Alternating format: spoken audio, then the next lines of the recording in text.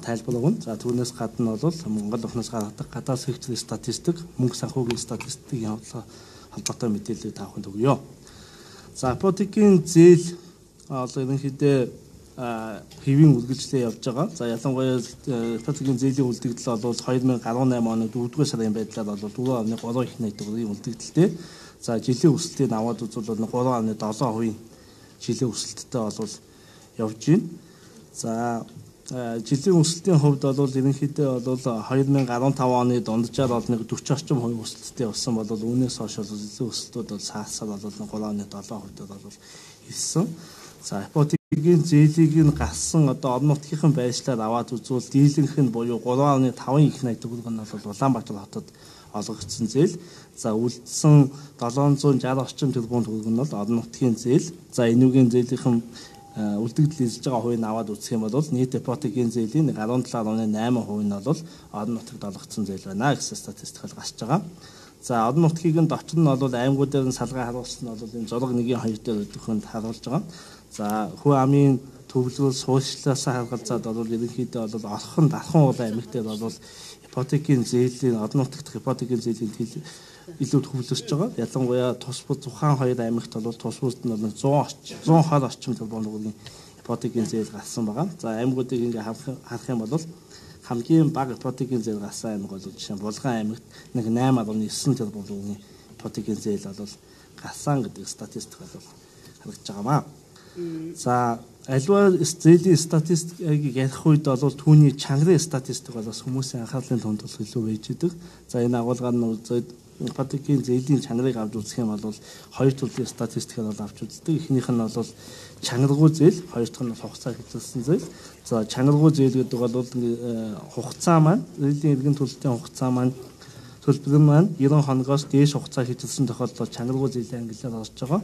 За ерөнхийд нь бол харин хугацаа хэвчилсэн зээлийн хувьд бол хугацааны ангиллаар бол 15 хоногоос дээш хугацаа хоцолсон зээлүүд бол статистикийн хугацаа хэвчилсэн гэдэг ангиллаар орж байгаа. Энэ хоёрын нийт 15 хоногоос дээш хугацаатаагаар төлөгдөхгүй байгаа ипотекийн зээлийг бол ойлгож байгаа. За чанаргүй зээлийн статистик бол 2018 оны 4-р сарын байдлаар 1.9% нийт ипотекийн зээлийн харин хугацаа хэвчилсэн зээл бол 2.3% гэж гарч байгаа. За хоёрын нийлбэр буюу 15 хоногоос дээш хугацаа хэвчилсэн зээл бол нийт зээлийн багцынх нь 4.2% байна. За энэ чанаргүй зээлийн динамикийг аваад үзэх юм бол эдийн засгийн хүндрэлийн эдийн засгийн хүнд байсан 2016 он, за 17 оны эхний хагасд бол ипотекийн чанаргүй зээл ерөнхийдөө бол маш өсөх хандлагатай байсан. За харин бол эдийн засгийн нөхцөл байдал сайжирч тогтворцснаар бол 2018 оны 10 дугаар сараас хойш бол ипотекийн зээлийн чанар дээр ерөнхийдөө тогтворжих буурах хандлагууд бол харагдаж байгаа. Ялангуяа хугацаа хэвчилсэн зээлийн хандлага бол илт буурах хандлага бол харагдж эхэлж байгаа. Энэ бол бас хүмүүсийн өрхийн орлого сайжирсан, эдийн бизнесийн идэвхжил сэргэж байгаагаар бол тайлбарлах боломжтой харагдаж байгаа. За зээлийн чанарын асуудлыг орон нутаг буюу аймагуудаар нь салгаад аваад үзэх юм бол нэгийн 4-т харуулсан тусал харагдаж байгаа. Хамгийн өндөр чанаргүй зээлтэй аймаг бол жишээ нь Увс аймаг дээр байхад хамгийн бага буюу бараг 0.2 орчим хувь нь бол дундгой аймаг дээр бол харж байгаа. Нийт одоо аймагуудыг багцаар нь аваад үзэх юм бол орон нутгах зээлийн багцынх нь 2.2% нь бол хугацаа хэвчилсэн зээл, 0.8% нь бол чанаргүй зээл байна. Эндээс харах юм бол орон нутгах ипотекийн зээлийн чанар бол нэлээд сайн буюу чанаргүй зээлийн үзүүлэлт бол маш бага. Тэгэхээр бол ингэж их өндөр нийл гараад байгаа юу чанаргүй зээл 1.9 хугацаа хэвчилсэн зээл 2.3-гийн нийт багцаар гарч байгаа маань Улаанбаатар хотын маань ипотекийн зээлийн чанарын үзүүлэлтүүд нь бол хасцсан госол байна гэдгийг бид бүхэнд бол илтгэн харуулж байгаа. За тухайн сард шинээр олгогдож байгаа ипотекийн зээлийн статистикийг одоо дараагийн слайднээр бид харуулж байна. За энэ бол яг зээлийн идэвхжил маань сайжирч чинь, муудж чинь, зээл гарч чинь үгүй юу гэдгийг бид бүхэнд илтгэж өгдөг гол статистик бол энэ 1-5 дээр байгаа. Тухайн сард олгосон ипотекийн зээлгээд за 2018 оны 4-р сарыг тухайлан авч үзэх юм бол нийт ипотекийн зорилгоор бол 50.4 тэрбум төгрөгийн ипотекийн зээл гарсан. За үүнээс бол яг 20.7 тэрбум төгрөг нь бол яг 8% гэдэг юм уу ипотекийн хөтөлбөрийн зээлээр бол олгогдсон их усвал за 29.6 тэрбум төгрөг бол яг банкуудын өөрийн их усвал олгогдсон ипотекийн зээл байгаа. За ерөнхийдөө сонирхолтой байх болов уу гэдгийг харьцуулж үзэх юм бол 2016 оны 9 сараас өмнө нь бол сард дунджаад нэг 78 орчим тэрбум төгрөгийн ипотекийн зээл гардаг байсан бол 2016 оны 9 сараас хойш одоо сард дунджаад очиж байгаа ипотекийн зээл бол нэг 53 орчим тэрбум төгрөг, нэг 32% бол буусан төвжил гаргаж байгаа. Гэхдээ яг энэ графикийн бүтцээс нь аваад үзэх юм бол хөтөлбөрийн зорилтоор олгож байгаа их хуршил баг зэргийн буулалт гарахын хэрээр харин банкуудын өөрийн их хуршил олгодог ипотекийн зээл бол өсөн нэмэгдэж байгаа хандлага бол гарч иж байгаамаа. Тэгээд дунджаар бол яг ипотекийн хөтөлбөрөөр бол 2016 оны 9 сараас хойш бол дунджаар 32 тэрбум төгрөг бол сар тутам бол яг ипотекийн зээлийн хөнгөлөлтөй нөхцөлтэй 8% зээлийн зорилтоор бол гаргаж олгогдоод явж байна гэдэг статистик бол гарч байна. За орон нутгуудад одоо тухайн сард гаргасан зээлийг орон нутгуудаар нь авч үзэх юм бол мэдээж дээр тусдсан Орхон Дархан аймагуд дээр бол гол ипотекийн зээлүүд бол гарч байгаа. За бусад аймагуудын хувьд бол гарч байгаа боловч яг энэ Говь, Сумбар, Булган зэрэг аймагуд дээр бол ипотекийн зээл бол яг ипотекийн зээлээр орон сууц худалдаж авсан тэр орон сууцын тухайн аймаг дээр байршиж байгаа мэдээлэл бол бага байна гэдэг нь бол статистик мэдээлэлээс харагдаж байгаа.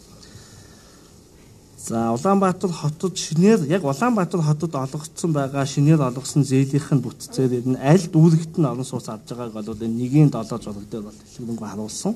За эндээс харах юм бол Улаанбаатар хотод бол Сүхбаатар, Баянгол, Баянзүрх, Хангуул дүүргүүд дээр бол голлон байр авч байгаа. Ялангуяа энэ Баянзүрх, Хангуул дүүрэг дээр бол гол зээлүүд нь бол гарч байгаа. Өөрөөр хэлбэл Улаанбаатар хотод нийт 44.1 тэрбум төгрөгийн зээл одоо 2018 оны 4-р сард гарахад үүний 30.5 тэрбум төгрөг нь Баянзүрх, Хангуул дүүрэг байршилтай орон сууцыг худалдаж авах зориулагдсан. Үлдсэн хэсэг нь бол бусад дүүргүүдийг дэх байруудыг худалдаж авах зориулагдсан байна.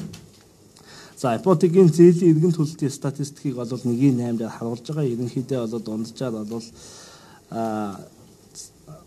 40-оос 50 орчим тэрбум төгрөгийн зээлийн иргэн төлөлт хийгддэг. За яг хөтөлбөрийн хүрээнд олгогдсон зээлээс иргэн төлөгдөж байгаа дүнгөөл нэг сард бол жишээ 2018 оны 4-р сард бол 22.8 тэрбум төгрөгийн зээл бол иргэн төлөгдөж байгаа. Та бүхэн мэдж байгаа ипотекийн зээлийн одоогийн хэрэгжиж байгаа механизм бол иргэн төлөгдсөн дүнгийн буцаад дараа сард нь бол санхүүжилт олгох. За тэгээд тэндээ нэмэх төсвийн санхүүжилт нэмэгдэж байгаа. Тэгэхээр энэ 22.8 тэрбум бол дараагийн зээлийн санхүүжилт болох тэр дүнгээ гэж ойлгох юм байна. За ипотекийн зээлдэгчдийн мэдээллийг аваад үзэх юм бол нийт ипотекийн зээлдэгчдийн тоо бол 93,099 зээлдэгч бол ипотекийн зээлийг бол аваад байгаа. За өмнөх сартыг харьцуулаад үзэх юм бол ипотекийн зээлдэгчдийн тоо бол 2.3% бол өссөн. За тухайн сарын хувьд буюу 2018 оны 4-р сарын хувьд авч үзэх юм бол нийт 680 зээлдэгч бол ипотекийн зээл авсан. За үүнээс бол 268 зээлдэгч нэг хөнгөлөлтөө зээл 8% зээлийг бол хөнгөлөлтөө хөтөлбөрийн санхүүжилтээр авсан. Харин үлдсэн 412 зээлдэгч бол банкны их хуршил олгосон зээлийг авсан гэдэг ихэд уучрал харагдаж байна. За ипотекийн зах зээлийг ерөнхийд нь ойлгох, ипотекийн энэ орчныг харахын тулд бол бид бүхэн бас дэлгэрэнгүй статистикуудыг гаргадаг. Жишээлбэл бол ипотекийн зээлийг авж байгаа хүмүүсийн насны ангиллал, орлогын ангиллаар нь бол бас энэ слайдн дээр харуулсан байгаа 11, 12 дугаар жолгуудад. За нийт насны ангиллаар авч үзэх юм бол нийт ипотекийн зээлийн 43%, нийт зээлдэгчдийн 40.6% нь бол 18-аас 25 насны зээлдэгчд байгаа. За тэгвэл нийт зээлийн 37.4, нийт зээлдэгчдийн 35.9% нь бол 25-аас 35 насны хүмүүс байгаа. Ингээд нийлүүлээд аваад үзэх юм бол нэг 80 орчим нийт зээлдэгчдийн болсон зээлийн 80 орчим хувь нь 18-аас 35 насны зээлдэгчд бол ипотекийн зээлийг авсан байна гэдэг сонирхолтой статистик харагдаж байгаа. За ерөнхийд нь орлогын бүтцээр энэ зээлийг ямар хуу орлоготой хүмүүс аваад байна гэдэг статистикийг 12 дугаар харуулж байна. За эндээс аваад үзэх юм бол Монгол улсын өрхүүдийн дундаж орлоготой нэлээд төстэй зураг харагдаж байгаа. За ингээд аваад үзвэл 2 сая төгрөг хүртэл орлоготой өрхүүд бол нийт ипотекийн зээлийн бол 64.1%-ийг нь бол авсан байгаа. За яг 3 сая хүртэлх орлоготой гэдээ аваад үзэх юм бол нийт ипотекийн зээлийн 85%-ийг нь бол энэ өрхүүд бол авж байгаа. Тэгэхээр ерөнхийдөө бол 3 сая төгрөг хүртэлх орлоготой өрхүүд маань дийлэнх нь бол энэ ипотекийн зээлд хамрагдж байна гэдэг дуусрал бол харагдж байгаамаа. За дараагийн слайдн дээр бол мөн яг энэ зах зээлтэй холбоотой мэдээлэл өөрөөр хэлбэл энэ авсан энэ зээлийг ашиглаад ямар олон сууцуудыг, ямар талбайтай олон сууцуудыг худалдаж авч гэнэ үү, хэдэн онд баригдсан олон сууцуудыг худалдаж авч гэнэ үү гэдэг мэдээллийг зураг 13, 14 дээр бол харуулж байгаа. За эндээс харахад бол дийлэнх нь бол нэг 60 хүртэлх метр квадраттай олон сууц, өөрөөр хэлбэл нийт зээлийн нэг 62 орчим хувь нь бол 60 метр квадрат бүтэц талбайтай. За бүр ингээд нийлүүлээд харах юм бол 90.7% нь бол 80 метр квадрат хүртэл талбайтай олон сууцыг авч байгаа. Өөрөөр хэлбэл ипотекийн зээлийн маань дийлэнх их үүсвэр нь хөтөлбөрийн зээлийн их үүсвэр байгаа. Энэ агуулгаар бол хөтөлбөрийн нөхцөл болж байгаа 80 метр квадрат талбайтай олон сууцыг авч болно гэдгээр бол энэ статистик маань хязгаарлагдж байгаа. За үлдсэн 80-аас дээш метр квадраттай олон сууц нь бол нийт зээлийн багцынх нь бол 9.3% байна гэдэг статистик гарч байгаа. За хэдэн онд ашиглагдсан олон сууцыг энэ зээлийн их үүсвэрийг ашиглаад худалдаж авч байна гэж үзэх юм бол харьцангуй шинэ олон сууцууд буюу 2001 оноос хойш баригдсан олон сууцад бол нийт олон сууцыг худалдаж авахад бол нийт ипотекийн зээлийн 82.7% нь зарцуулагдж байгаа. За харин яг 2016 оноос ч гэдэг юм уу 11 оноос хойш гэх юм бол нийт зээлийн бол 34.5% бол энэ 2010 зориулагдсан байна. За энэхүү зээл гэдэг бол олон сууцны зах зээл дээр хэрэнхий бас эрэлтийг тодорхойлох хүчин зүйл байна. Олон сууцны үнэ гэдэг бол олон сууцны эрэлт нийлүүлэлтийн харилцаан дээр бол уялдаан дээр бол тогтож идэг. За бид бүхэнд байгаа мэдээлэл дээр бол олон сууцны нийлүүлэлт буюу өмнө баригдсан олон сууц бол зах зээл дээр бол байгаа гэсэн мэдээлэл байгаа. Нөгөө талаас бол энэ зээл маань эрэлтийг нь тодорхойлж байгаа. За энэ хоёрын дундаас тогтож байгаа үнийн статистик мэдээллүүдийг бол Тэнхлэг зууч гэдэг компани яг өөрөө бие даа тооцоод энэ оны эхнээс бол зарлж эхэлж байгаа. За өмнө нь бол Монгол охины захиалга тооцдог байсан бол тухайн компани бол энэ оноос өмнө тохирсон аргачлалынхаа дагуу өөрсдөө бие даага тооцоод олон нийтэд зарлаа явж байгаа. За энэ статистикээс харахад бол ерөнхийдөө олон сууцны үнийн индекс бол 2017 оны 10 сараас хойш бол бага зэргийн өсөлттэй. Ялангуяа хуучин олон сууцны үнэ бол тэр улбар шараа тэмдэглэсэн байгаа. Нэлээд өсөлттэй шинэ олон сууцны үнэ ч гэсэн өсөлттэй байгаа. Тэгэхээр ерөнхийдөө зээлийн эдийн засгийн одоо сэргээд өсөлт сэргээд бизнесийн орчин сайжирч байгаа. За нөгөө талаас бас энэ зээлүүд маань бол бас сар болгон бага дүнтэй ч гэсэн сар болгон тогтвортой явахлаа холбогдсон зүнгээрээ зээлийн өссөн дүн бол нэмэгдэж байгаа. Энэ маань тэр борлуулалтыг бол бий болгосоор бол буцаад олон сууцны үнийн өсөлтөн дээр бага ч гэсэн өсөлтийг бол харуулж байна гэдэг ерөнхий мэдээлэл байгаа. За баруун талын график бол ерөнхийдөө дүүргүүдээр гişин болон хуучин олон сууцны үнийн индекс байгаа. Энэ бол ерөнхийдөө Тэнхлэг зуучаас гаргасан мэдээлэл. Тэгэхээр тухайн компани гаргадаг тайлбар болшуудаас бол та бүхэн дэлгэрэнгүй мэдээллийг авах болцоотой байгаа. За би энэ бол яг ипотекийн зах зээл түүнийг тооцсон статистик мэдээлэлтэй хэсэг байлаа. За дараагийн хэсэгт бол Монгол банкнаас гаргадаг бас гол статистик бол гадаад сектортой холбоотой статистик байдаг. За түүний нэг үндсэн бүрдэл хэсэг буюу тухайн үйлрэлт юу болов, тухайн жилд юу болов гэдэг харуулдаг статистик бол төлбөрийн тэнцлийн статистик байдаг. За нийт төлбөрийн тэнцлийн дүн бол 2013 оны 1-р үйлрэлт гэж байгаа. Энэ бол 3 сарын 30-ны байдлаар гайлын мэдээ болон аж ахуйн нэгжүүдийн тайлан тэнцэл гарсны дараагаар эцэссэн дүнгээр бол төлбөрийн тэнцэл бол 42.2 сая долларын алдагдaltaа гарч байгаа гэж байгаа. За иргэдийгээр алдагдaltaа харагдаж байгаа боловч өмнөх жилүүдтэй харьцуулах юм бол алдагдал бол нэлээд буусан буюу гадаад валютын нөөцтэй их дарамт бол буусан гэдэг зүйлс харагдаж байгаа. Ухаалбал тухайн оны өнгөрсөн оны яг мөн үед бол гадаад валютын алдагдал маань 160 орчим сая долларын алдагдaltaй болсон. Энэ бол 4 дахин буусан тийм үзүүлэлт эрг нааштай үзүүлэлт бол харагдаж байгаа. За төлбөрийн дүнцлийн нэг хүү эрг нааштай болоход бол яг энэ доторх байдаг хоёр гол данс байдаг. Нэг нь бол усгал ба хөрөнгийн данс, нөгөөх нь санхүүгийн данс гэдэг. За усгал ба хөрөнгийн дансыг нь аваад үзвэл ерөнхийдөө алдагдaltaа буюу 348.1 сая долларын алдагдaltaа. За үүнийг нь дочор нь задлаад аваад үзэх юм бол манай вараа бүтээгдэхүүний данс энэ бол яг экспортоор орж ирсэн орлого, импортоор төлсөн дүнгийн зөрүүгээ тодорхойлдог. Энэ манай экспортын бүтээгдэхүүнүүдийн үн харьцангуй өндөр хэвээр үргэлжилсэн, эрэлт нь харьцангуй өндөр хэвээр байгаатай холбогдуулан экспорт илүү өндөр байгаа. За үүнээс бол балаад бол бараа бүтээгдэхүүний данс бол 248.3 сая долларын бол ашигтай гарсан. За гэхдээ манай эдийн засгтэр байдаг нэг онцлог зүйл бол ерөнхийдөө эдийн засгтэр байдаг энэ усгал тэнцлийн алдагдлыг бол санхүүгийн дансны ашигаар өгч ирдэг. За энэ бол манай эхний улирлын хувьд бол 239.1 сая доллараар бол санхүүгийн данс бол ашигтай гарсан байгаа. За тэгээд санхүүгийн данс гэдгийг ашиг гарна гэдэг бол Монгол улсад орж иж байгаа хөрөнгө оруулалтууд бол нэлээд эерэг ялангуяа уулуурхад дээр орж иж байгаа хөрөнгө оруулалтууд бол нэлээд эерэг дүнтэй байна. Жишээлбэл 2018 оны 1-р улирлын бол яг Монгол улсад гадаадын шууд хөрөнгө оруулалтууд бол 574.9 сая ам доллар бол орж ирсэн. За тэгээд энийг зээлийнхэн дүнтэй нийлүүлээд болон Монгол улсаас гадагшаа иргэн төлөгдөж байгаа дүнгуудын цэвэрлэлээ харах юм бол яг гадаадын шууд хөрөнгө оруулалт зээлийн данс бол 454.8 сая ам долларын бол ашигтай гарч байгаамаа.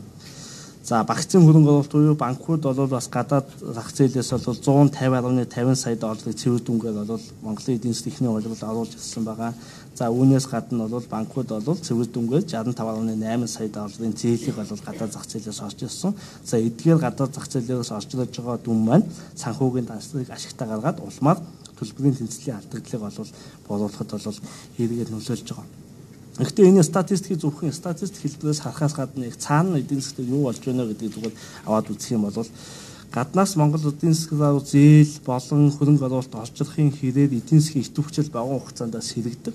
Гэхдээ Монгол улс өөрөө бүрэн үйлдвэрлэгч орн болж хангалттай хөгжөөгүй байгаатай холбогдуулаад Монгол улсад экспортоос илүүтэй импортын өсөлт нь бол илүү төрүүлж явдаг.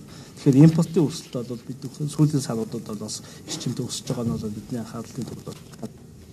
Ялангуяа импортын өсөлтийг бид ядаж байгаа. Энэ маань өөрөө бид бүхний бас байнга анхааруулдаг.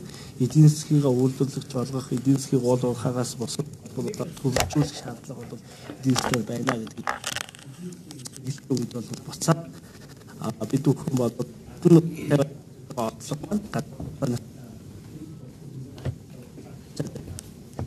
энэ дээр бас бид анхаарал хандуулах шаардлага гарч байгаамаа.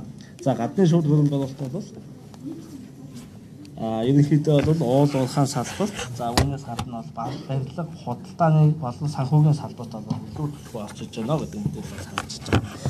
За энэхүү тухайн улирал юм уу тухайн жилд орж иж байгаа энэ улсгал статистикийн төлбөрийн тэнцэл харагддаг бол нийт одоо хуримтлагдсан дүнгээрээ Монгол улсад ямар хэмжээний хөрөнгө оруулалтууд орж иж байгаа вэ гэдгийг бол санхүүгийн улсгал орж иж байгаа гэдгийг бол гадаадын хөрөнгө оруулалтын бажетын статистик болон гадаад үрийн статистикуд бол ерөнхийдөө харуулдаг. За гадаадын хөрөнгө оруулалтын бажетын статистикээс харуулбал Монгол улс 2018 оны 1-р улирлын байдлаар нийт дүнгээр бол гадаадад 5.7 тэрбум долларын хөрөнгө оруулалтыг бол гадна бол хийсэн. Харин харьяат бусууд буюу гаднаас Монгол улсад бол 38.3 тэрбум доллар бол хөрөнгө оруулалт хэлбэрээр өнөөдрийн байдлаар бол ороод ирчихсэн байна гэж бол харж байгаа. За энэ агуулгаар нь цэвэр бажет гэдэг маань манайх энэ цэвэр дүнгээр гадагшаа өглөхтэй мөн цэвэр дүнгээр гаднаас авлагатай юу гэдгийг харуулдаг.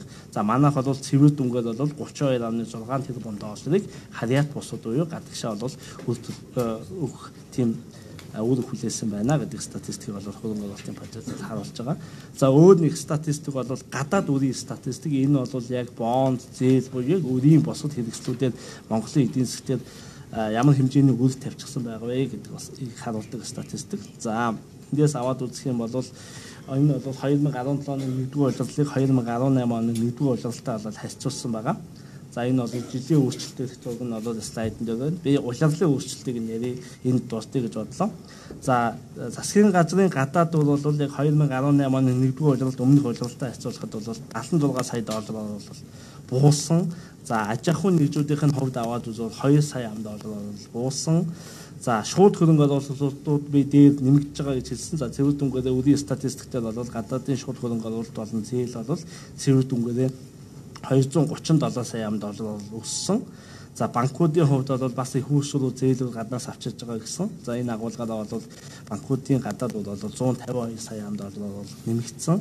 За төв банкны гадаад бол 11 сая доллар өссөн. За энэ гадаад бол та бүхэн мэдж байгаа олон улсын валютын сангийн өргөцсөн санхүүжилтийн хөтөлбөрийг хэрэгжүүлж байгаатай холбогдуулаад олон улсын валютын сангаас Монгол банкны гадаад валютын нөөцтэй бол санхүүжилт бол өгдөг. Өөрөөр валютын нөөцийг нэмэгдүүлэх зорилгоор. За энэ агуулгаар орж ирсэн их хуршил маань бол Монгол банкны гадаад үрийг бол өссөн гэдгийг харуулж байгаа. Тодорхой хугацааны дараа энэ төлөгдөх үед бол энэ тухайн дүнгээр бол буугаа явах юм аа.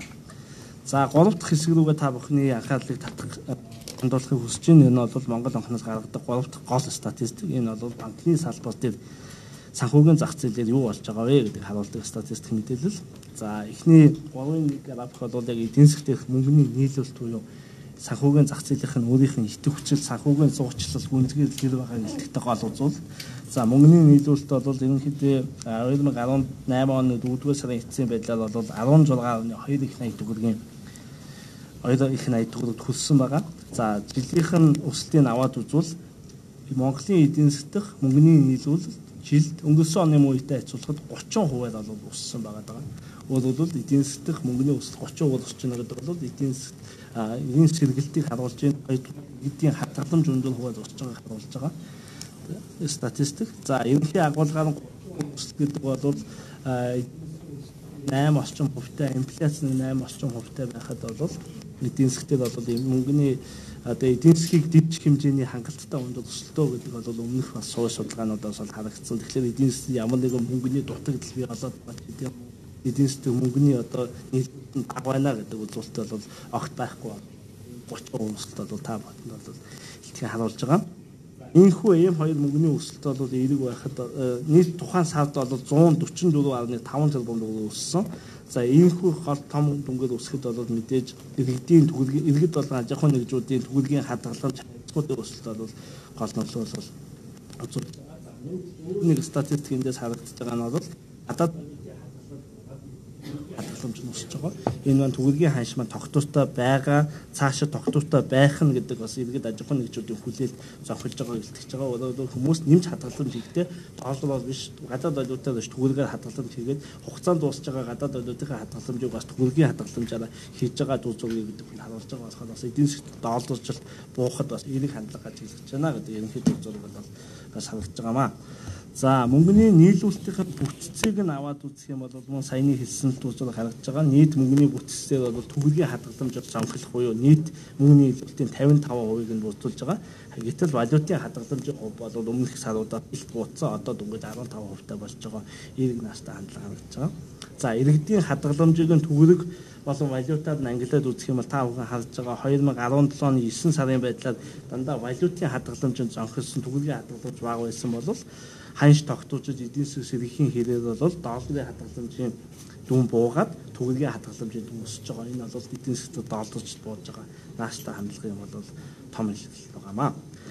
За эдийн засгийн одоо энэ бол сая бол бид хүн мэргэжлийн хэлгээр бол пассив талдаа буюу банкны салбарын пассив тал буюу хинээс энэ хөөсрүүд орж ирвэ гэдгийг харуулдаг статистик. За тэгвэл энэ авсан хөөсрүүдийг ямар активуудад банкны салбар, санхүүгийн салбар байршуулсан байгааг харуулдаг статистик нь бол энэ гадаад болон дотоод цэвэр активын бүтцийн мэдээлэл байгаа. За бүтцийн мэдээлэлээс аваад үзэх юм бол ерөнхийдөө нэг том нааштай эерэг өөрчлөлт бол M2 мөнгөний бүтцтэй гарч байгаа хандлага бол төв банкны гадаад цэвэр актив буюу тэр бүтэц цэнхэр хэсэг бол дандаа хасах дүнтэй буюу мөнгөний илүүлэлтийг бууруулах чиглэлээр нөлөөлж ирсэн.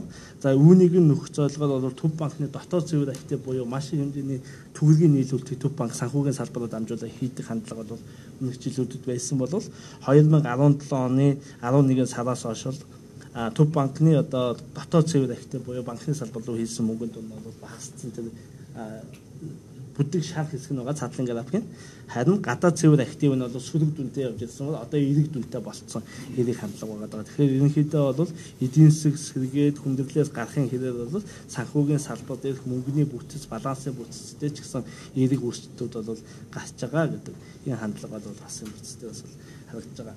За мөнгөний үнийг илэрхийлдэг гол статистик хэмжээ эдийн хүний статистик үүдэг. За энэ дээр аваад үзэх юм бол та бүхний анхаарал бол зээлийн хүү бууж гин үү, хадгаламжийн хүү, бодлогын хүний бодлогыг дагаад бууж гин үү гэдгийг харуулдаг гол статистик нь бол тухайн сард олгосон зээлийн хүү, тухайн сард татсан хадгаламжийн хүүний статистикуд байх хэвээр. Та бүхний анхаарлыг баруун талд нь байгаа хадгаламжийн хүүний, жирэмс нууц хүүний статистикт анхаарлыг хандуулахыг хүсэж байгаа. За тэгээд дээдлийн ногоон график бол төгрөгөө тухайн сард татсан хадгаламжийн хүү энэ бол сүүлийн 4 сарын туршид бол тасралтгүй буусаад одоо энэ бол 11.5% болж байгаа. өөрөлдөл эдийн засгийн итвүүчс сэргэж байгаа, бодлогын үнийг дагаад бууж байгаа, валютын айш тогтворж байгаа, иргэд хадгаламжаа төгөлгөөр хийж байгаа гэсэн миний дээд дурдсан фактууд ингээд нийцүүлээ харах юм бол ерөнхийдөө хүмүүс төгөлгөөр хадгаламж хийх байдлыг нь банкуд ч гэсэн төгөлгөөр их усул бүрдүүлж болж байгаа болохоор ерөнхийдөө хүний буултыг бүрдүүлж байгаа хадгаламжийн хүүг бол шатавата буулж байгаа дүрж байгаа бол харагдаж байгаа. За нөгөө талаас бол бид бүхэн бодлогын хүний буултаас гадна гадаад эдийн засгийн долларчдын буулгах зорилгоор бол заавал байх нөөцийн хувийг бас төгөлг валютын хувьд ялгаатай тогтоосон.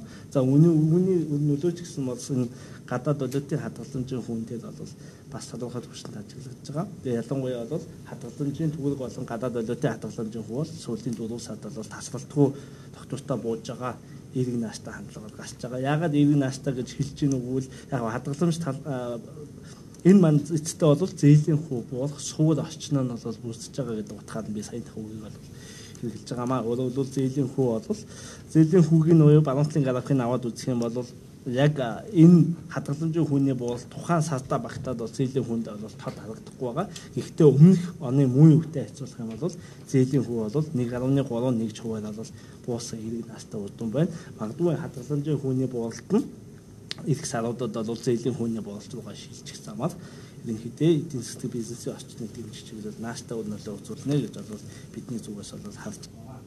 За дараагийн статистик бол зээлийн чанарын нийт эдийн засгийн зээл өмнө би бол ипотекийн зээлийг дууссан. Одоо энэ слайд дээр бол нийт эдийн засгийн гарч байгаа зээл түүний чанарыг бол харуулж байгаа. За нийт зээл бол нийт 14.4 их найт төгрөгөд бол 18 оны 4-р сарын байдлаар бол хүрсэн. За үүний бол 8.4% нь бол чанаргүй зээл, 6.8% нь бол хугацаа хэвтэлсэн зээл. За ерөнхийдөө графикаас харах юм бол удаан график ерөнхийдөө буулалттай байгаа боловч энэ хугацаа хэвтэлсэн болон чанаргүй зээлийн нийлбэр нь өөрөө дахиад 15% байна гэдэг бол бас санхүүгийн салбар дээр хэвсдлүүд бол бас тийм богино хугацаанд арилжаагүй байна. Гэхдээ эдийн засгийн итвүүчл ингэж сэргэхийн хэрэг санхүүгийн чанаргүй зээлийн бууж ийн гэдэг бол санхүүгийн салбараар алгуулч гэсэн бас нааштай үр нөлөөллүүдийг бий болгож байна гэдэг дурдж байгаа бол харагдаж байна. За энэхүү чанаргүй болон хугацаа хэвтэлсэн зээл өөрөө өндөр байгаад байгаа маань зээлийн хүү бас богино хугацаанд буухгүй байх хязгаарлалт болж байгаа гэдгийг албаа сануулж байгаа. Энэ хоёрын нийлбэр 15% байна гэдгийг та бүхэнд анхаараа гэдгийг бас хэлхийг хүссэн юм аа.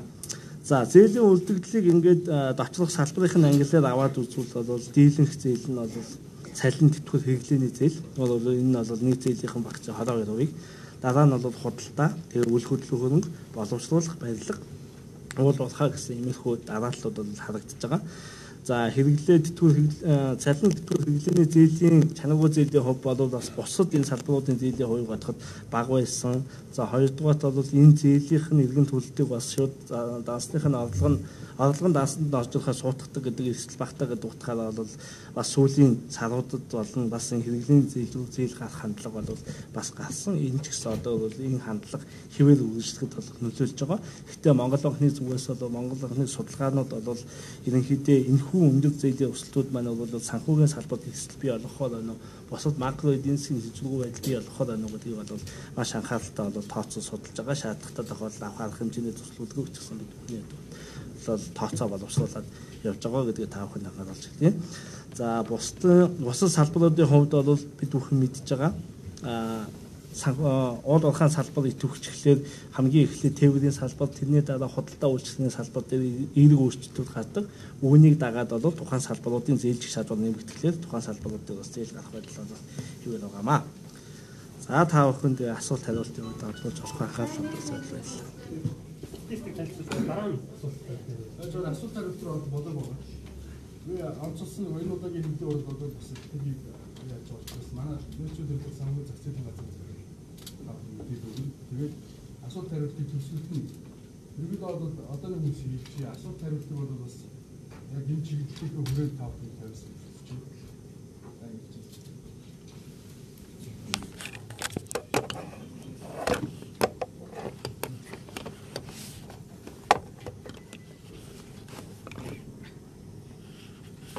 За та бүхэнд энэ өдрийн мэнд хүргэе.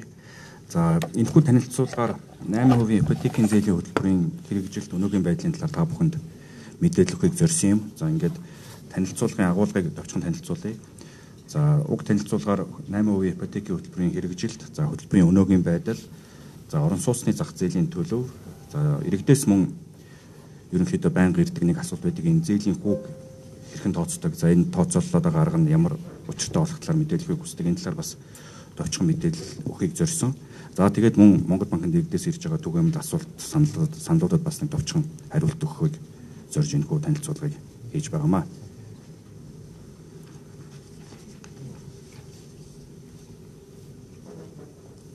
За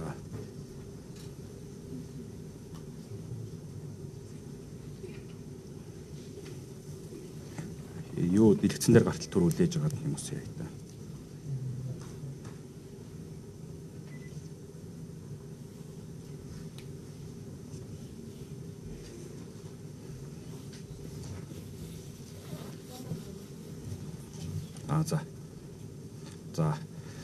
За хөтөлбөрийн хэрэгжилт бол хэвэн хэрэгжиж байгаа. За ингээ хөтөлбөр анх 2013 онд Монгол банкнаас саналж хэрэгжүүлж ирсэн байгаа. За хөтөлбөрийг анх хэрэгжүүлэхдээ Монгол банк ипотекийн анх дахь захыг хөгжүүлэх, за хоёр дахь захыг бий болгосноор ипотекийн зээлийн хүүг бууруулах, хүртээмжийг нэмэгдүүлэх зорилгоор энэ хөтөлбөрийг эхэлж байсан. За 2013 онд анх хөтөлбөрийг эхлэхдээ Монгол банк ер нь энэ анх дахь захыг хөгжүүлээд хоёр дахь захыг бий болгосны дараа Монгол банк өөрөө аажмаар энэ хөтөлбөрөөс гарна гэсэн зорилготой 2013 онд анх энэ хөтөлбөрийг эхлүүлсэн.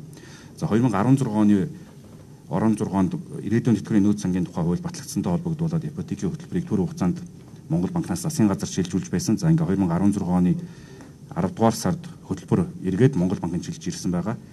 За өнөөдрийн байдлаар Монгол банкны хувьд бол ипотекийн зээлийн санхүүжилтийг одоо Монгол банкны эзэмшилдэх ипотекийн зээлээр баталгаажсан бондны иргэн төлөлтөд санхүүжүүлж байгаа.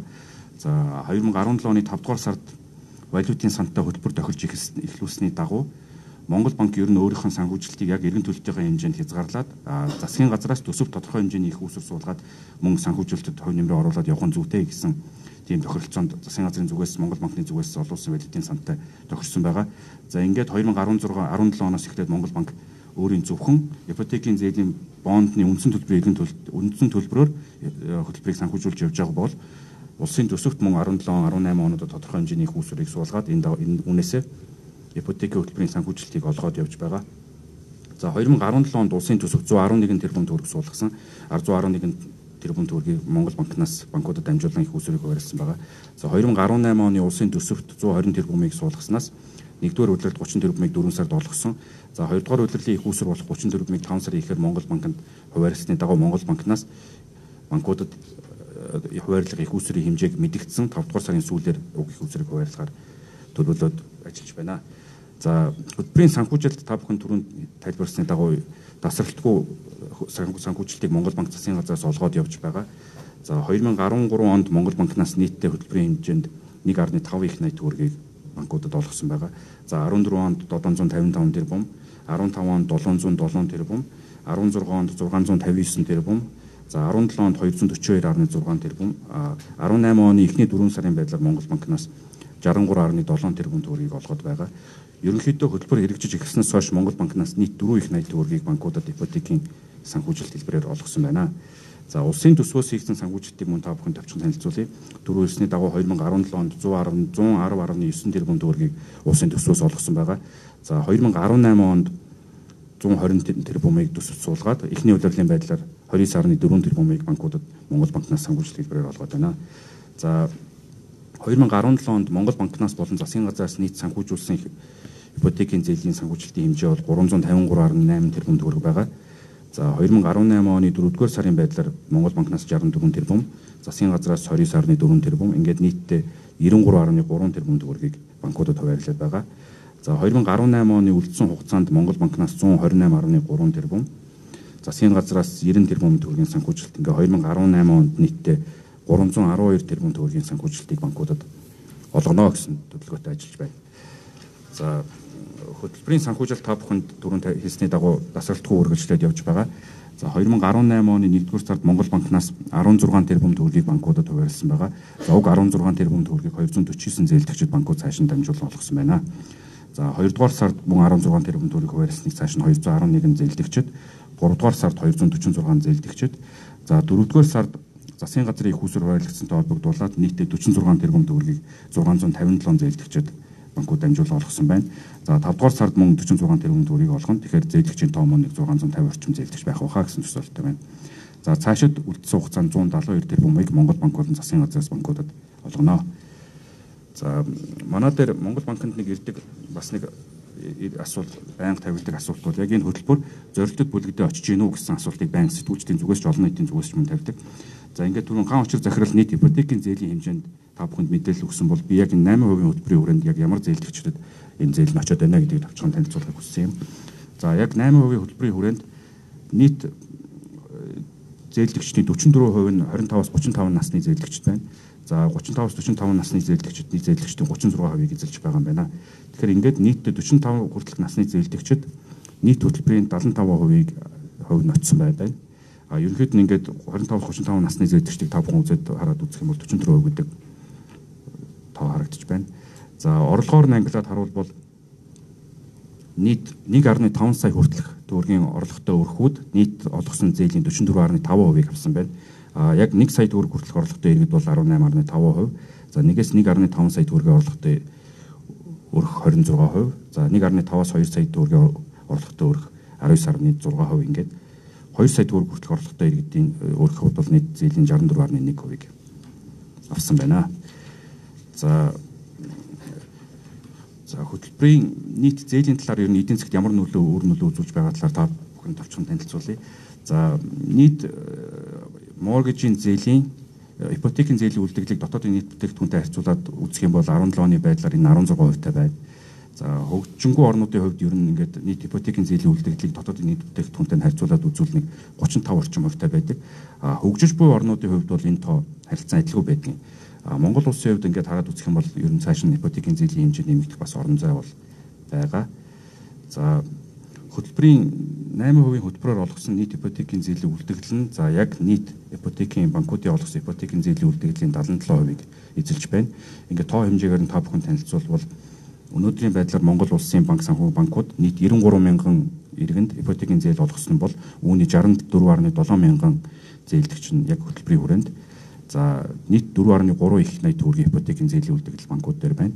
За банкуд ер нь 2018 оны эхний 3 сарын байдлаар дунджаар сар бүр 500 орчим өргөдөл иргэдээс ипотекийн зээл олох нөгөө хүсэлт хүлээж авч байгаа юм байна.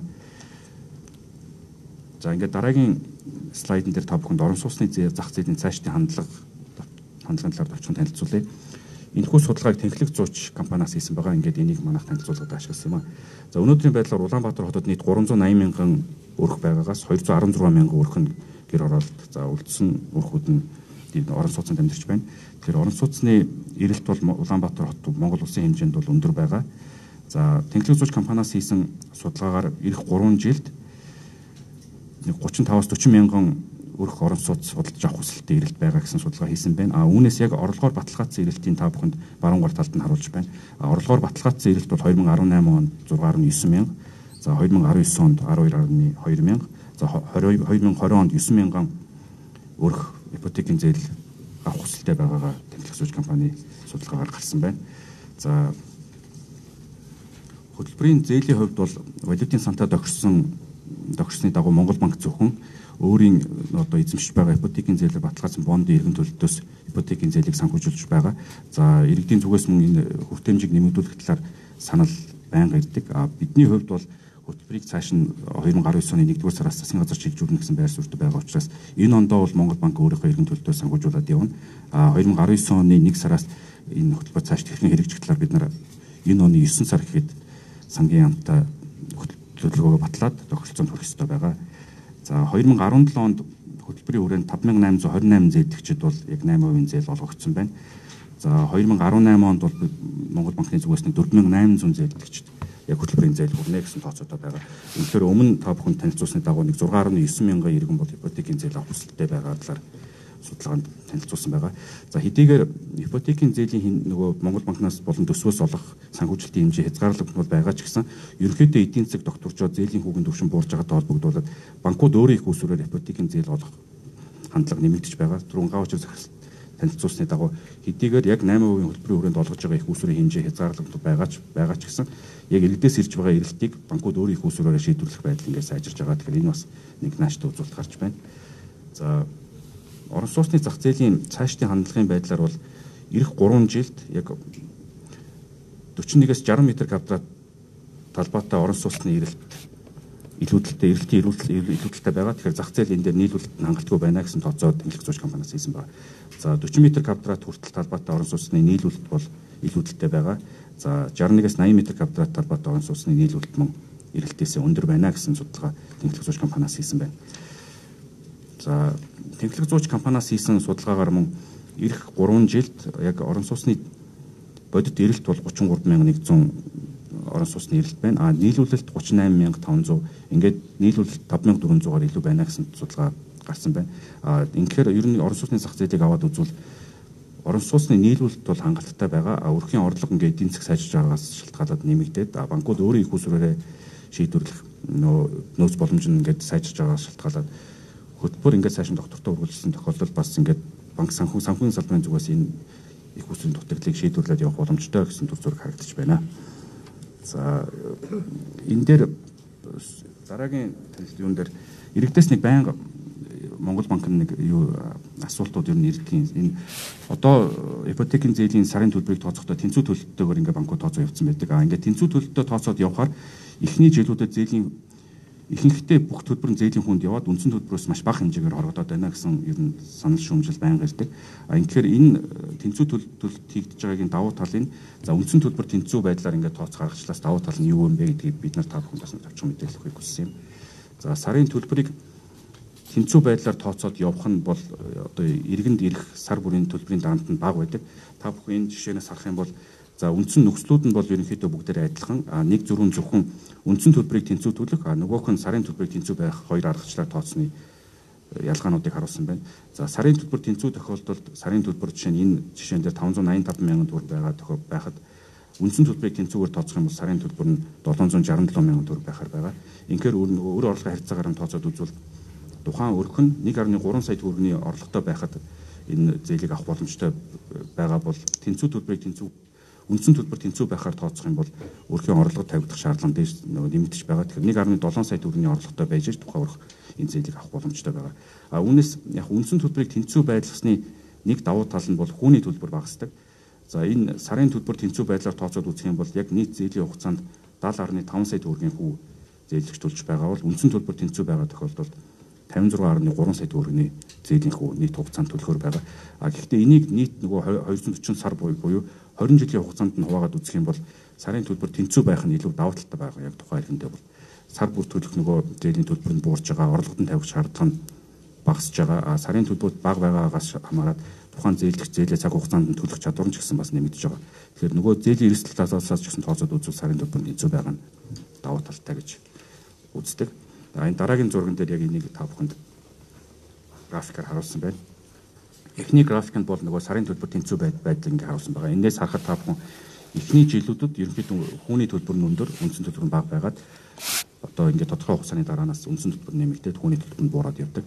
Үндсэн төлбөр тэнцүү зарчмаар бодсон тохиолдолд бол үндсэн төлбөрийн хэмжээ нь бол тогтмол нэгэн жиг, хүүний төлбөр нь ингээ ажмаар буугаад ирдэг. Ийм жишээтэй байгаа. За энэ дээр мөн энэ болсон. Дараагийн слайдн дээр мөн яг түрүүний дурдсан сал давуу талуудыг хоёр аргачлалыг та бүхэнд дэлгэрэнгүй хүргэсэн байгаа.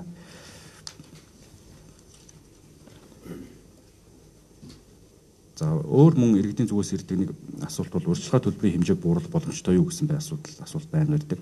Өнөөдөр 8% хөтөлбөрийн хүрээнд урьдчилгаа төлбөрийн хэмжээ 30% байгаа. Үнийг цааш нь бууруулах боломж байгаа юу, бууруулах шаардлагатай гэсэн санал шүүмжлэл иргэдийн зүгээс ирдэг. За Монгол банкны зүгээс бол урьдчилгаа төлбөрийг бууруулснаар банк санхүүгийн салбарт үүсч болох эрсдэл нэмэгддэг. Та бүхэн сая сүүлийн одоо орон сууцны үнийн индексээс харсан байх. Сүүлийн одоо өнгөрсөн 1 жилийн хугацаанд л орон сууцны үнийн индекс 1.5% өсөлттэй гарсан болохоос яг 14 оноос хойш бол орон сууцны үнийн индекс бууралтай байсан тийм. Тэгэхээр энэ урьдчилгаа төлбөрийн хэмжээг бууруулсан тохиолдолд хэрвээ орон сууцны үн буурсан тохиолдолд зээл олгосон банкнд эрсдэл үүсч болзошгүй байдаг. Тэгэхээр зээлийн чанарт нөлөөлдөг. Мөн урьдчилгаа төлбөрийн хэмжээг 30% байлгаснаар тухайн иргэний банкнаас авч байгаа зээлийн хэмжээ нь 70% нь л авч ийн гэсэн үг тийм. Энийг 25 юм уу 20% буулгах юм болгоод бууруулсан тохиолдолд яг зээлэгчүүд банкнаас одоо 80% зээл авна. Тэгэхээр нийт хөтөлбөрийнхөө хүрээнд энэ хүртээмжинд зөргөөр нөлөөлж байна. Тэгэхээр манай нөгөө их усрын хэмжээ ингээ хязгаарлагдмал байгаа тохиолдолд зээлийн хэмжээг нэмэгдүүлснээр одоо бидний олгож байгаа өнгөрсөн жил олгосон 5500 зээлчийн тоо буурна л гэсэн тийм дүр зураг харагдана. За мөн урьдчилгаа төлбөрийг өндөр байлгаснаар зээлдэгчийн хариуцлага нэмэгдэж байгаа. Өөрөө уг авсан байрныхаа 30% урьдчилгаа төлсөн учраас цааш нь зээлээ цаг тухайд нь төлөх зээлийн гэрээгээр хүлээс үүргээ биелүүлээд явах төр зээлдэгчийн хариуцлага нэмэгддэг байгаа. Нөгөөтэйгөр хэдийгээр зээлдэгч өөрөө хариуцлага нэмэгдэж байгаа ч гэсэн энэ бас зээлдэгчийн хүлээж болцсохгүй гэрээний хугацаанд хүлээж болцсохгүй төлбөрийн дарамтаас мөн урьдчилан сэргийлж байгаа. Хэдийгээр өнөөдөр ингээ эдийн засгийн нөхцөл байдал сайн байхад өөрийнхөө орлогыг цаашид байнга ийм байхаар тооцоолоод өндөр хэмжээний зээл авсан тохиолдолд цаашид ингээ нөхцөл байдал өөрчлөгдөд орлогонд буурсан тохиолдолд тэр зээлдэгч өндөр хэмжээний зээлийн өрөөний дарамтанд орж магадгүй. Тэгэхээр зээлийн хэмжээ нь бага байгаа нь зээлдэгчтэй бас өрөөний дарамтаас сэргийлэх боломж гаргаж байгаа маа. Өөр Монгол банкны зүгээс та бүхнээ дамжуулаад хүрэх гэсэн нэг юм бол нэг асуудал бол даатгалын асуудал байгаа. Өнөөдрийн Монгол улсад хийж байгаа хууль зохиолч хэмжээнд дагуу анх зээлдэгч зээл авахдаа орон сууцаа гинтийн осол өөрийгөө бол нөгөө гинтийн осол орон сууцаа даатгуулаад 1 жилийн хугацаанд даатгуулдаг. Энэ нөгөө албан журмын даатгал биш учраас жил болгон энийг банкны зүгээс хүсэлт тавиас хайж нөгөө шинжилээд гэрээг байгуулад явах шаардлага гардаг. Тэгэхээр энэ хэдийгээр манай иргэдийн зүгээс хайхамжгүй яг даатгалын ач холбогдлыг бүрэн ойлгохгүй байгаагаас сайн яг цаг хугацаанд даатгалаа шинжилээд явах тийм боломж бас харьцангуй муу байгаа. Энэ нөгөө хэдийгээр банкны хувьд эрсдэлтэй ч гэсэн зээлдэгч байгаа хувьд ч гэсэн бас энэ даатгалаа шинжилэхгүй явах нь эрсдэлтэй. Энэ юунаас МИГ компаниас авсан мэдээлэлээр үзэх юм бол өнгөрсөн хугацаанд хөрөнгөний даатгалаас 312 иргэн 0.2 тэрбум төгрөгийн нөхөн олгоор за амнаас гинтийн осол эрүүл мэндийн даатгалаас 197 иргэн 2.8 тэрбум төгрөгийн нөхөн олгоор авсан байна. 28 тохиолдолд хөдөлмөрийн чадвар алдсан, 169 тохиолдолд нас барсан гэдэг ширүүгээр үндэслээд даатгалаас нөхөн олгоор аваа явсан байна. Тэгэхээр зээл авсан иргэд өөрсдөө даатгалаа цаг тухайд нь шинжилээд явахгүй бол ямар нэгэн осол аюулт тулгарсан тохиолдолд энэ өөртний эргээд төлбөрийн дарамт болж болох эрсдэлтэй байгаа. Тэгэхээр энийг та бүхэн бас анхаараад цааш нь даатгалаа цаг тухайд нь шинжилээд яваарай гэдгийг Монгол банкнаас хүсэж байна. За хөтөлбөрийн өнөөгийн байдлын талаар та бүхэн түрүүнд дурдсан зүйлүүдийг дараагийн 2 слайдн дээр товчхон байдлаар хүргэсэн байгаа.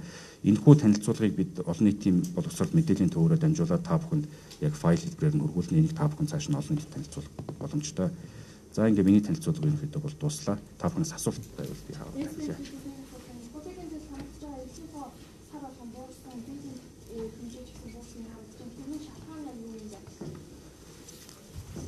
Зээлийн хэмжээ гэдэг нь Монгол банкнаас зээл олгож байгаа зарчмыг та бүхэн танилцуулъя. Монгол банкнаас сар бүрийн эхэнд тухайн сард банкудад олгох их усрын хэмжээг ерөнхийдөө мэдэгддэг. Одоо ингээд 5 дугаар сард тэгэхэд танай банк ийм хэмжээний их уср олох боломжтой юм байна гэдгийг 5 сарын эхэнд мэдэгдээд 5 сарын сүүлээр банкуд тухайн сар шийдвэрлсэн зээлийнхаа мэдээллийг Монгол банкнд ирүүлээд яг Монгол банкнаас хуваарлсан хэмжээнд их усрээ авдаг байгаа. Тэгэхээр сар болгон банкнд ирж байгаа нөгөө зээл хүсэгчдийн нөхцлүүд нь харилцан адилгүй байгаа учраас сар болгоны бага хэмжээний өөрчлөлтүүд гардаг. Монгол банкны зүгээс бол сар болгон 16 тэрбумыг яг ипотекийн зээлийн санхүүжилт банкудад олгоод явж байгаа. Хэмжээнд дээр өөрчлөлт гарсан зүйл байхгүй. Тухайн үеийн нөхцөл байдлаас шалтгаалаад зээлдэгчийн одоо нөгөө өссөн зээлийн хэмжээг орлогын харьцаанаас хамаараад банкуд дээр харилцаа адилгүй шийдэгдэж явж байгаа. 4-5 дугаар сарын хувьд бол улсын төсвөөс 30-30 тэрбумыг хуваарлснаас шалтгаалаад хэмжээ бол огцом нэмэгдсэн байна.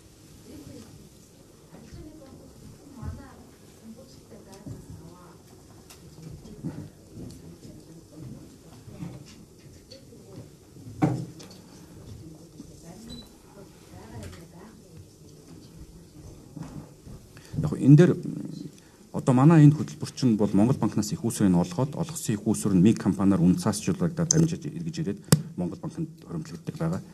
Тэгэхээр банкуудын зээл олгож байгаа шалгуур за МИГ компани зээл худалдан авж байгаа зээлэндээ тавьж байгаа шалгуурууд нь сайн байж энэ хөтөлбөрийн цаашаа доктортой үргэлжлэх юм байна. Тэгэхгүйгээр Монгол банкнаас ч юм уу ямар нэгэн газраас та нар зээлийн шалгуур дээр ийм өөрчлөлт хий, ийм хүмүүс зээл олго ингэж ханд гэсэн шаардлага тавиад байвал банкуудын зээлийн нөгөө зээл олохдоо тавьж байгаа шалгуурт нь сөргөөр нөлөөлж болзошгүй гэсэн тийм Монгол банкны болгоомжтой байгаа. Тийм учраас Монгол банк бол та бүхэн яг ийм орлоготой иргэд за эсвэл энд оршин сууж байгаа иргэдэд энэ зээлийг олгоо гэсэн бас тийм шаардлага бол шууд тавьж чадахгүй байгаа. Гэхдээ Монгол банкны зүгээс иргэдийн ирүүлж байгаа гомдлыг харгалзаж үзээд банкудад ерөнхийдөө мэдээлэл хүргэсэн байгаа өнгөрсөн хугацаанд.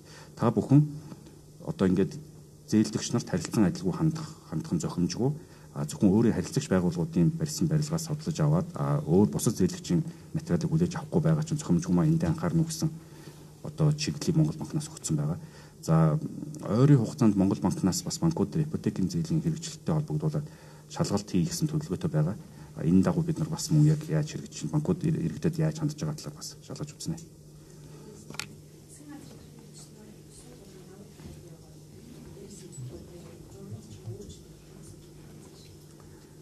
За сангийн яамны зүгээс одоо яг энэ ипотекийн хөтөлбөрийг эх оноос яаж хэрэгжүүлэх талаар журмаа дахин ярилцж байгаа юм байлээ. За Монгол банкны зүгээс бол олон улсын эдийн засгийн тохирсон өргөдгсөн санхүүжилтийн хөтөлбөрийн өрөөнд хөтөлбөрийг шилжүүлнэ гэд тохирсон 2019 оны 1 сарын 1-ээс шилжүүлнэ гэсэн байр суурьтай байгаа. Анх би түрүүн хэлсний дагуу 2013 онд хөтөлбөрийг эхлүүлж байхдаа Монгол банк ер нь айжмаар энэ хөтөлбөрөөс гарна гэсэн байр суурьтай эхлүүлжсэн ба. Төв банкны хувьд бол яг ийм арга хөтөлбөрт оролцоод явах нь зохимжгүй. Монгол банкнаас та бүхэн мэдж байгаа төсвийн шинж чанартай бүх хөтөлбөрөөр хэрэгжүүлэхэд зогсоогоод одоо байгаа ганц хөтөлбөр нь ипотекийн санхүүжилтийн хөтөлбөр байгаа. Тэгэхээр Монгол банк энэ бол энэ хөтөлбөрөөс гарна гэсэн байр суурин дээр байгаа. Засгийн газарт шилжснээр бол одоо зээлдэгчд тавигдах шаардлага, за зээлийн санхүүжилтийн хэмжээ зэрэгтэй бол би яг одоогийн байдлаар та бүхэнд хариулт өгч чадахгүй байна. Тийм одоо зээлийн шалгуур чангардаг ч юм уу тийм юм гарахыг бол сангийн яамнаас өөрийн зүгээс асуусан зүйл байна.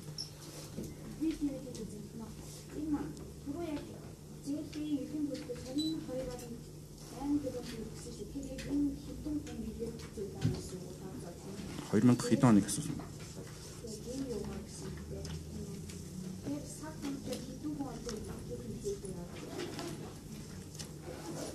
Нийт одоо сар бүр олгож байгаа банкуудын олгож байгаа ипотекийн зээлийн нэг 40 орчим хувь нь яг 8% хөтөлбөрөөр олгосон зээл эзэлж байгаа. Өнгөрсөн 4 сарын байдлаар би та бүхэн тоо статистикийг танилцуулсан. 1-р сард 249 зээлдэгч, 2-р сард 211 зээлдэгч, 3-р сард 246 зээлдэгч, 4-р сард 657 зээлдэгчд 8% зээл олгогдсон байна. За 2017 оны хувьд хараад үзэх юм бол 2017 онд 5500 орчим зээлдэгчид ипотекийн зээл олгосон байна.